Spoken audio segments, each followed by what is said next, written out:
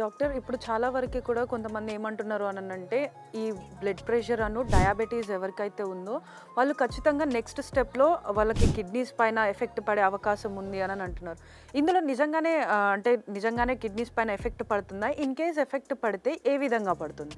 So అంటే diabetes ఉన్న వాళ్ళ అందరికీ కిడ్నీ ప్రాబ్లం రావాలని ఏం లేదు. ఓకే, అలాగే బీపీ ఉన్న వాళ్ళ అందరికీ కిడ్నీ ప్రాబ్లం రావాలని లేదు.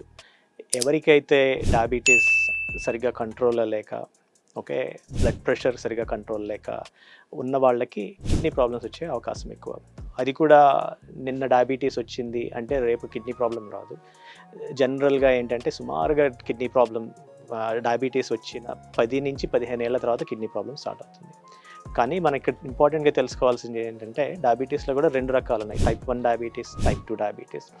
టైప్ 2 డయాబెటీస్ అనేది జనరల్లీ కొంచెం అడల్ట్ ఏజ్లో వచ్చే ప్రాబ్లం, అంటే మోర్ దాన్ 25-30 ఆ టైంలో వచ్చేది.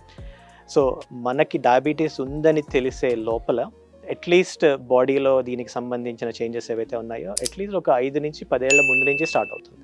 ఓకే, సో తెలుసుకోవాల్సింది ఏంటంటే టైప్ 2 డయాబెటీస్ ఉన్న వాళ్ళకి అట్లీస్ట్ ఒక 10 నుంచి 15 ఏళ్ల పాటు ఉన్న తర్వాత వాళ్ళకి కిడ్నీ ప్రాబ్లమ్స్ డెవలప్ అయ్యే ఛాన్సెస్ ఉన్నాయి. ఈ ప్రాబ్లం ఎప్పుడు అవుతుంది, ఎక్కువ అవుతుంది అంటే కంట్రోల్లో లేకుండా. ఓకే, ఇప్పుడు వాళ్ళకి డయాబెటీస్ని HbA1c అన్న టెస్ట్ ద్వారా మనం తెలుసుకోవచ్చు ఎలా కంట్రోల్లో ఉంటుంది.